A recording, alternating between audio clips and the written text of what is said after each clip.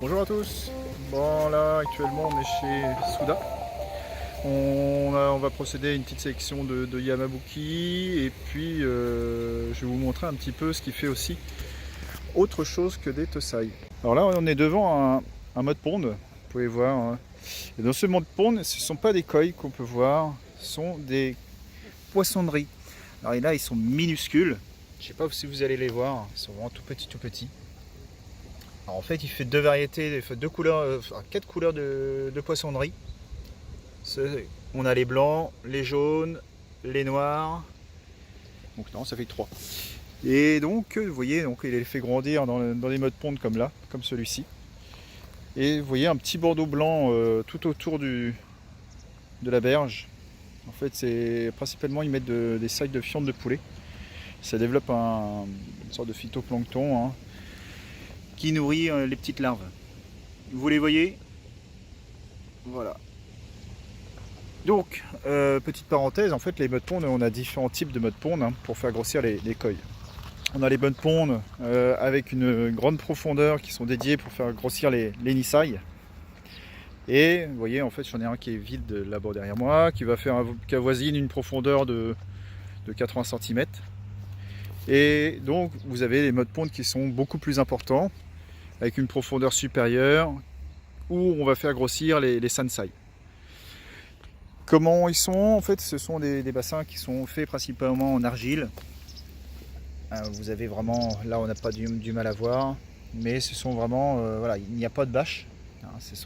Justement, c'est ça qui crée justement le biotope idéal pour faire grossir les koi. C'est cette argile vraiment qui est vraiment le plus... ce qui fait là justement le développement des koi. Vous voyez, il y a toute une faune aussi, hein, des petites grenouilles. Des fois dans certains modes ponds on a trouvé aussi, j'ai vu une fois il y avait des crevettes. Ça je l'ai pas retrouvé souvent. Vous voyez, là voilà, ça c'est le mode pond, il est asséché. Alors, il y a toujours des tuyaux hein, pour les vidanger, pour que ça soit beaucoup plus facile au moment de la pêche. Et ils sont asséchés durant tout l'hiver, pour être ensuite remis en eau plus tard. Donc vous voyez, là on est vraiment... là vous voyez le sol à l'intérieur des mud ponds. Donc là bien sûr, hein, il y a les fils pour éviter que les cormorans viennent se poser sur les mud ponds. C'est vrai que c'est le même problème pour tout le monde. Voilà. Bah écoutez, nous on va continuer.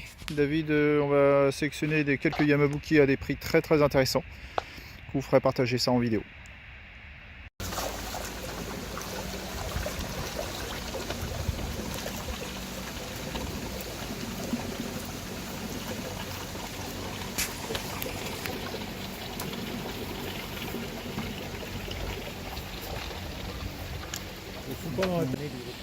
Bon, pendant que je me promenais, tu as fait un petit bowl, c'est ça? J'ai refait encore un bowl, oui, ici, chez Suda, donc de Yamabuki, Ginrin Yamabuki et Ginrin Yamabuki voile. Un bowl de 10, pas mal. Ça intéresse toujours parce que le Ginrin, ça plaît. Ouais, voilà, des prix assez intéressants en plus. Très intéressant, vous allez voir, c'est très sympa. C'est bien taillé, ouais. On est sur un 35 cm environ, un petit peu plus même. Le rapport qualité-prix va être top. Voilà. Donc bon. Ça fait un petit plaisir, là, comme ça, dernière minute sur le bord de la route. Allez, on continue un peu notre balade. Ça roule dans Osaka. Donc là, on vient de faire une petite vidéo de deux balls. Là, on les regroupe pour faire notre petite photo pour l'exportation. Et la petite vidéo aussi qui va avec. Donc là, on est content. Hein. Bon, On fait pas que des petites choses, c'est un très beau bowl. Voilà, tout à fait. Non, c'est sympa. Un premier prix qui va être très vendeur. Ouais, c'est très harmonieux, En c'est plus, très chouette. Je vais répondre ce soir, mais il y a déjà des commandes de certains coins. Ça, c'est du petit prix, Voilà. très joli, très esthétique. Très vendeur. Voilà. Allez, on continue.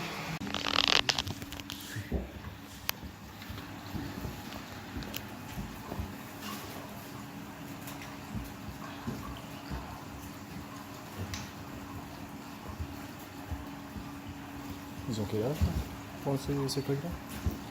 何歳ですか